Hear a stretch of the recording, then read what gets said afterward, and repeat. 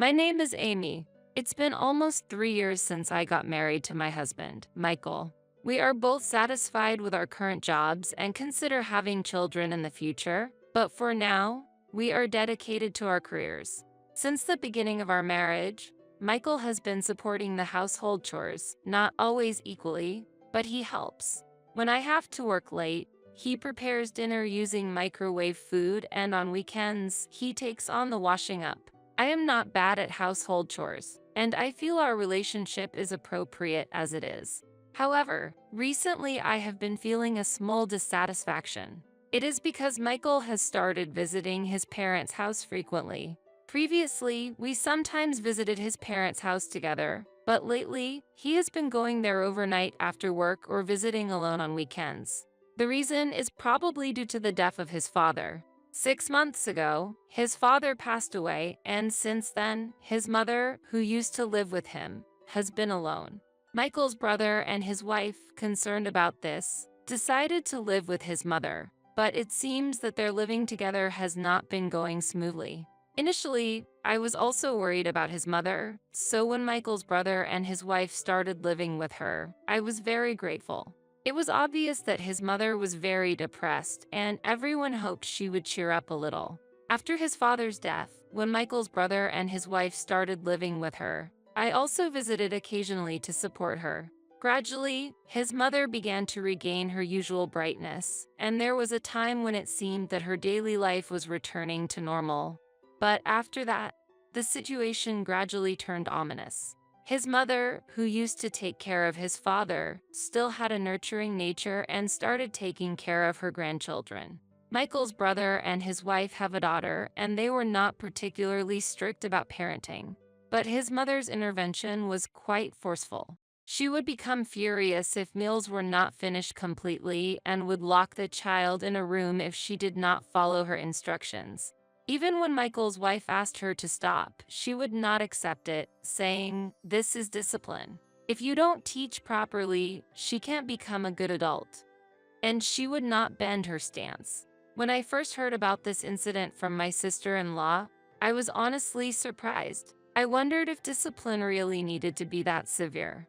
However, since I do not live with them, I felt I had no right to say anything, and I just listened to my sister-in-law's troubles. Meanwhile, one day, my sister-in-law reached her limit and made a suggestion to my mother-in-law. "I will take care of my husband and daughter's household chores, so I ask you, mother, to only take care of your own part." For my sister-in-law, who originally disliked interference from others, this proposal must have required great courage. With the support of Michael's brother, my mother-in-law initially agreed, but since their house is not a duplex completely, it was difficult to completely divide the household chores. Eventually, his mother started interfering with Michael's brother and his wife's household chores again. She entered their room without permission to clean and threw away clothes their daughter liked because they were old. She also ruined my sister-in-law's fancy clothes by washing them as usual. My sister-in-law must have been angry inside but suppressed it and indirectly asked her to stop. "Moving around makes me feel better," my mother-in-law said somewhat oppressively, but my sister-in-law's feelings were completely ignored. My sister-in-law did not feel any effort from my mother-in-law to understand her emotions deeply, and her anxiety and irritation continued to be overlooked. Subsequent events also took place, completely ignoring my sister-in-law's plans and intentions. Despite my sister-in-law's carefully considered meal menus, my mother-in-law prioritized her own preferences and, without warning, purchased multiple lunches on her own. She also intervened in selecting clothes for Michael's brother and his daughter, choosing items that did not suit her taste or style.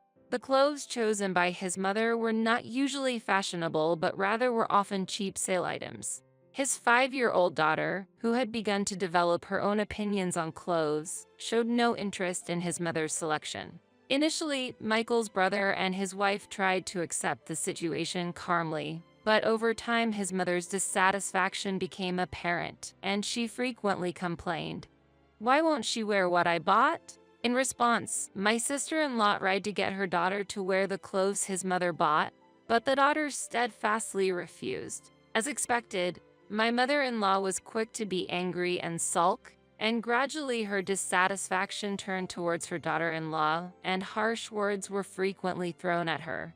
Thus, my sister-in-law found herself caught between family members and was placed in a very difficult mental state. She endured daily stress while desperately hoping for an improvement in the situation, all for the sake of maintaining peace within the family.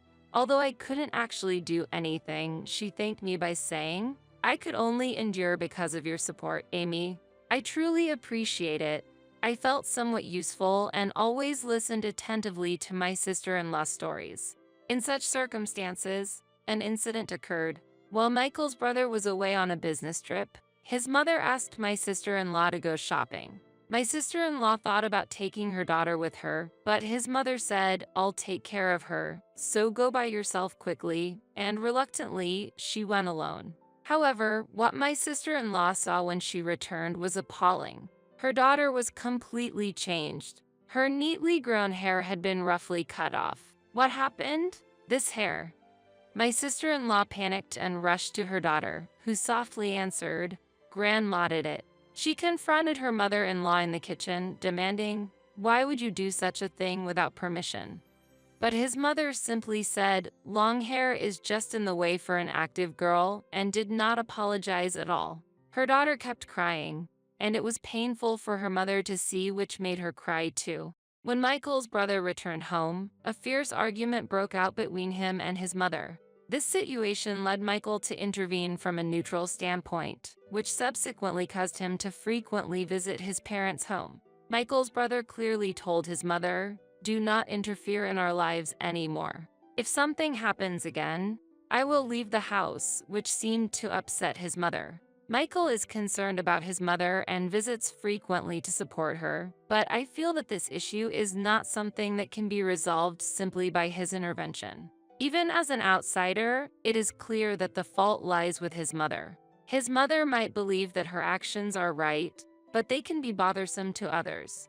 For this issue to be truly resolved, it is essential that his mother fully understands the impact of her actions. I have emphasized this to Michael many times, saying, "Your mother needs to understand clearly," but he replies unhelpfully, "It would be better if my sister-in-law was more compliant. She complicates matters because she is so stubborn." It seems that Michael often takes his mother's side. When I point out that his mother also has responsibilities, he counters with, "My mother is a considerate person, and as a result, I end up being scolded." I believe that when people do something for others, they do not cut someone's hair without permission. But to avoid making matters worse, I kept silent. No matter how often Michael goes to his parents' home, it is clear from his behavior that no resolution is being reached. I myself have been busy with work and have had few opportunities to visit his parents' home, but out of concern, I contacted my sister-in-law to inquire about her recent state. As expected, my sister-in-law's and her husband's stress seemed to have increased, and she shed tears over the phone. I appreciate that Michael confronts his mother, but I'm convinced that the fundamental problem won't be resolved unless she changes herself, she said. I completely agree. The feeling of helplessness overwhelmed me when I think about why Michael focused on short-term solutions and failed to understand the deep feelings of his brother and sister-in-law. While enduring these mentally tough days and wishing to somehow support his sister-in-law and her husband, I returned home from work one day to an unbelievable scene. "Welcome home, Amy," greeted his mother. Mother? Why are you here?" I was surprised. When I asked a question, Michael appeared from the back of the room and said, "I invited my mom here." She seemed uncomfortable at home, while laughing amiably with his mother. Truly, this is no laughing matter. Bringing his mother to our home without permission is not an acceptable action. Holding that thought, I confronted Michael when his mother went to the bathroom. "What's this about? You didn't discuss this with me, did you?" However, Michael justified his actions as if they were appropriate, saying, "Mom just accumulates stress being in that house. That's why I thought a change of environment was necessary." According to Michael, this was supposed to improve his mother's situation, but deciding without consulting me is unreasonable. This only increases my irritation towards him. Indeed, our apartment is family friendly, and although there indeed was a spare room, it was intended for future use for our children and was then being used as a storage room. Michael has arbitrarily turned it into his mother's room. How long do you intend to have your mother stay here? I asked, to which he replied, well, we'll see how it goes, and then immediately started using his smartphone. Just as his mother returned from the bathroom, I was unable to continue my conversation with Michael. Considering the situation of his brother and sister-in-law, I understand that it is important to keep a physical distance from his mother, but I also live in this apartment. Honestly, it is difficult to live permanently with his mother. Nevertheless, since Michael brought her home, I cannot easily ask her to leave. Feeling the need to address this situation, I sent Michael a message during my lunch break the next day saying, I want to talk without your mother tonight. Let's meet outside after work. I specified the time and place. After work, I went to the agreed place, but no matter how long I waited, Michael did not show up. He didn't reply to my messages, and I couldn't reach him by phone. Worried that something had happened, I decided to go back home. To my surprise, Michael had already returned home when I got there. I couldn't hide my confusion. Didn't I tell you in the message that I wanted to talk? Why did you come home first? I questioned him. I asked Michael in a low voice when his mother was not nearby. Why do we need to talk? Mom is alone at home now. We should return quickly before she feels lonely, he answered. I was left speechless by his response. I was just dumbfounded and couldn't hide my surprise. I had not thought Michael could be this incomprehensible. Previously, Michael's brother and his wife lived close to the parents' home, and our interactions with them were frequent. Because of this, I often relied on Michael's brother and his wife, since we rarely visited his parents' home. I had not realized how much Michael indulged his mother. What should I do? Thinking about this, I couldn't concentrate at work and took the afternoon off, returning home early. That day, his mother said she was going out with a friend, so no one was at home, and for the first time in a long while, I was able to relax alone. Then the doorbell rang, and when I went outside, several large packages had been delivered. Michael doesn't usually shop online, and I hadn't ordered anything recently, so I was suspicious. When I checked the shipping label, all the packages were addressed to his mother, and Michael's name was listed as the sender. Michael intends to keep his mother in this house permanently, I realized immediately. In the evening, I received a message from Michael saying, I'm having dinner with Mom before coming home. At that moment, everything seemed foolish to me, and my affection for my husband rapidly cooled. Previously, I had strongly desired to resolve the issues with his mother, but even that desire had faded. That night, I went to sleep alone without waiting for Michael and his mother to return. The next day was Michael's day off, and while I was having breakfast, he got up. Mom's packages might arrive today, so please receive them. I'm going shopping with her, he said nonchalantly. Without looking at him, I replied, I sent them back. He suddenly got angry and shouted, why would you do that? Calmly, I responded, it's difficult for her to live here permanently without discussing it. Michael became furious and said, then you can leave. But I no longer felt shocked. I left the house and went to my parents' home. During that time, Michael contacted me several times, but each message was essentially telling me to apologize. Fed up with the nonsense, I immediately blocked his calls. Later, I prepared the necessary documents and decided to return to the apartment in a few days. When I pressed the intercom, Michael appeared and said mockingly, have you finally come to apologize? While glaring at him, I declared, I'm coming back to this apartment. Hearing my statement, he seemed to misunderstand that I was apologizing. I did not miss his smug expression. I continued to speak calmly. So, could you and your mother please leave this place? What? His eyes widened in surprise. As he looked confused, I took out some documents. Remember? This apartment originally belonged to my parents. Michael's eyes widened further, and he was clearly shaken as he lost his words. Ignoring Michael, I continued talking. And here is the divorce form. Sign it. If you don't want to, I will go through a lawyer. Don't think you can avoid the divorce, okay? Michael's face turned pale rapidly, and he started to panic as if he finally realized the seriousness of the situation. He suddenly changed his attitude towards me. He repeated meaningless apologies over and over and made various excuses. But those words no longer reached me. My determination to divorce Michael had not changed. Seeing him panic, I felt no sympathy at all, which probably meant that my love for him had been gone for a long time. Still, I gave him one last warning. Hey, don't bother your brother and his wife anymore. If something happens next time, I will support them and make things difficult for you. Hearing this, Michael's shoulders slumped, and the next day, he left the house with his mother. The two returned to his parents' home, but Michael's brother and his wife are no longer there. After his mother came to our house, his brother's family moved out immediately, and they are now living peacefully as a family of 3.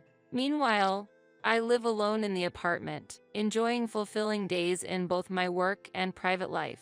I still maintain a close relationship with Michael's brother and his wife, meeting occasionally to dine together.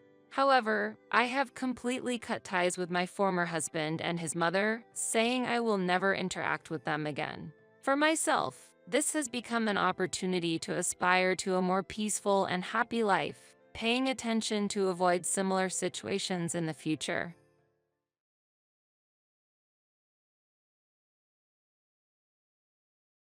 Every couple, over time, experiences various problems and many difficulties. However, regarding us, we had lived peacefully without major issues for 40 years. That was how I felt about it.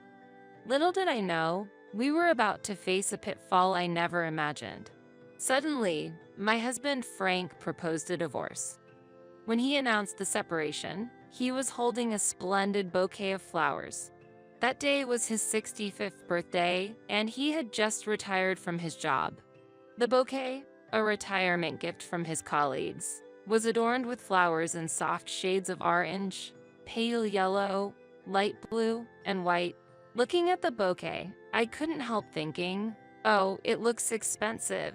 Maybe worth $200 or $300. A bit stingily. As I was absent-mindedly staring at the bouquet, Frank gently smiled and handed it to me, saying, "Dorothy, thank you for all the hard work." How embarrassing. Reflecting on it, I realized I had never received a bouquet from Frank since we met. He always said, bouquets are an unnecessary luxury. So whenever we celebrated, we always dined out luxuriously. When I asked him what he wanted for his birthday during our early dating days, his reply was something like, all-you-can-eat barbecue. Moreover, since he lacked the sense of gifting others to bring them joy, I had never received a present, not even flowers, for my birthday. It was surprising that Frank, of all people, chose to give me a bouquet on his retirement day. It was clear he didn't buy it himself and probably thought, I don't need a bouquet. But I still felt happy. What's this all about? Well done, Frank. Now you can relax and enjoy doing what you love, I said, a bit overwhelmed. While my heart was still fluttering as I received the bouquet, Frank said seriously, thank you for helping around the house. You're not needed anymore. I want a divorce. I will live with my mother from now on. Frank and I were high school classmates and started dating in our second year. After breaking up and getting back together several times, we married on my 25th birthday. Our relationship was more like friends of the opposite sex who got along well, and we married because being with each other was fun and comforting. We have 2 children, but parenting wasn't too burdensome as our parents loved their grandchildren and actively helped out. We were able to enjoy work and leisure, sometimes together and sometimes separately with our friends. This is why we faced fewer issues than a typical couple. There was just one instance when Frank had an affair in his 40s, and by the time I found out, they had already broken up. I discovered a photo of Frank cozily close to his mistress, presumably taken during a company trip, in his bag about 6 months later. Even though we had a friendship like marriage, finding that photo was a huge shock. When I confronted him, he readily admitted to the affair, which lasted about 2 months after the trip. He told me plainly, "I felt lonely when you were busy with work and often stayed in hotels, and my heart wandered to a female assistant." Maybe I should have expressed more strongly how much that incident had shocked me. But in the end, you were the best. That girl always wanted accessories or to watch foreign romance movies, which was troublesome. "I've come to appreciate your good points again," he said, and I felt inclined to forgive him. So, we didn't take any major steps like divorce. I realized I had also been underestimating Frank, so I decided to quit my job and reflect on this. That was about the extent of our major marital issues. But it seems it wasn't the same for Frank. He said he had felt uncomfortable since our honeymoon. "I wanted a trip focused on dining, but you selfishly chose a sightseeing-centric itinerary. Even during the tours, I was just hungry, and the meals provided were ordinary. I felt at that time that you were someone who didn't consider my preferences." What? He had been thinking that for 40 years. I was really shocked inside. Sure, our honeymoon was sightseeing-focused, but who was it that enjoyed it at the time? Who was the one who went out on a special night tour, leaving me at the hotel suffering from jet lag? Even with jet lag, if you were really interested in enjoying the trip, you could have rested properly on the plane. It's all about mindset. That's ridiculous. Frank had always been somewhat self-centered, but I never thought he was this bad. As I stood there speechless, Frank said, "It would be hard to leave suddenly, so I'll give you a month. Please take all your things and leave during that time." And then he went back to his room. Thinking of pleasing Frank, I had prepared high-quality beef, fine wine, and cakes made by a renowned pâtissier, all arranged on the living room table. And I had even laid a stylish tablecloth. As I looked at this scene, tears started to flow. The next day, as Frank was about to go out, I approached him and asked why he considered divorce and chose to tell me on his retirement day. Frank coldly replied, "While I was employed, I needed your help for household chores and to take care of me. But now that I'm retired, you're no longer needed. A housemaid can replace your role." After that, Frank hardly interacted with me, didn't eat the meals I prepared, or even gave his laundry for washing. When I asked how he was managing meals and laundry, he said he was using restaurants and coin laundries. "I've made preparations so I can live without you." Nowadays, a man can manage alone. I see, so Frank really only saw me as a household helper while I was working. I was also working and contributing $2,100 a month for living expenses. And to think this is what it came to on his retirement day. Feeling there was nothing more to say, I decided to first talk with our children. Frank and I have a 39-year-old son and a 37-year-old daughter, both married and living in nearby states. I called them to a cafe and revealed that I was considering a divorce. My son immediately responded, "Yeah, that sounds like a good idea. But when did you realize, Mom?" "Realize what?" As I looked puzzled, my son also seemed surprised. "Wait, you really didn't know? Dad's been having an affair with a younger woman." My son said he saw Frank and a young woman heading towards a motel while he was walking in a busy district on a sales call. When I expressed shock, Frank initially panicked, but then said, "It's just for fun, Mom knows about it." "Remember when you were 20, how Dad had an affair with a colleague from work?"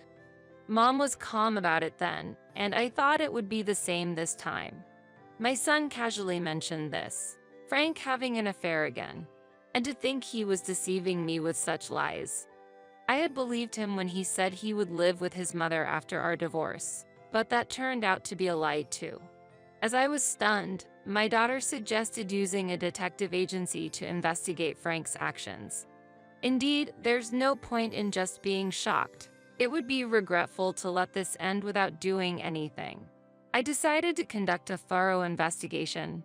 After a week of investigation, it was revealed that Frank's mistress was a front desk worker at his company, and he was giving her a set amount of money as an allowance every month.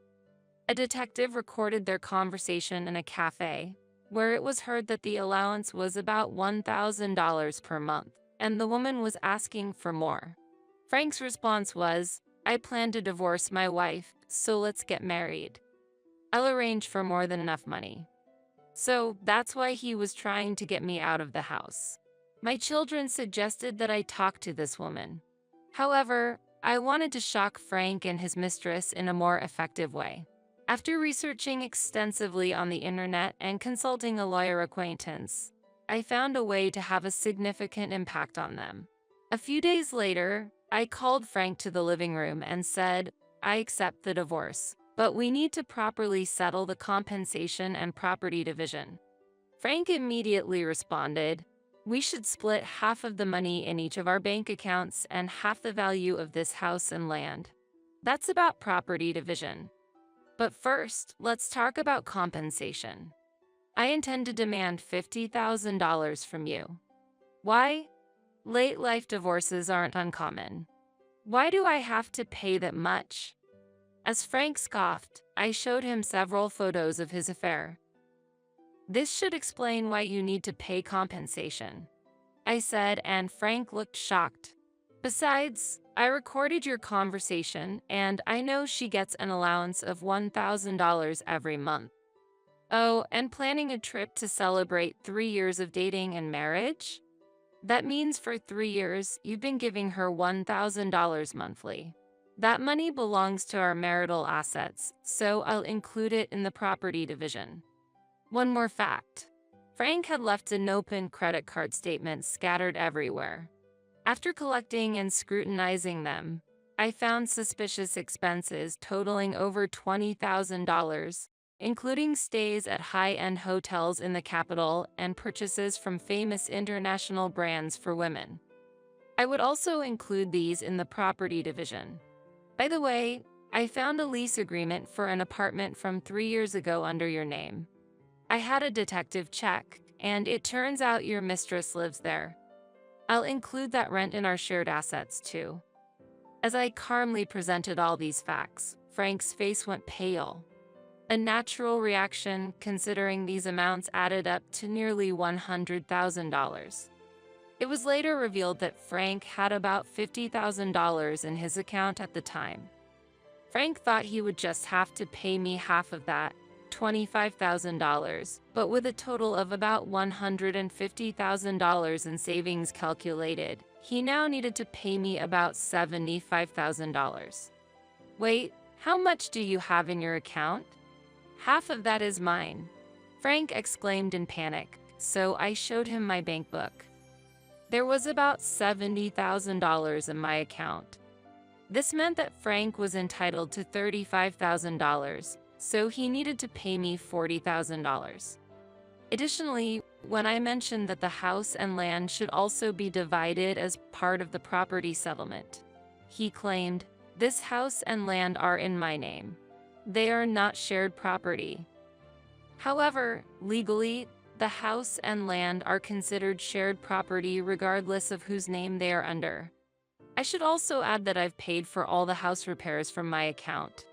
Remember, this house was second-hand and needed repairs several times? The total cost was about $50,000, so you owe me half of that, $25,000.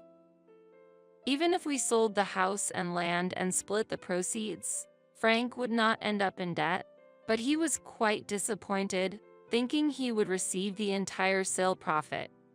But I just laughed and said, "Too bad. Here's the divorce papers." As I handed them over, I saw a slight smile on Frank's face. Pretending not to notice, I urged him, "Sign it quickly. I'm planning to submit it right now."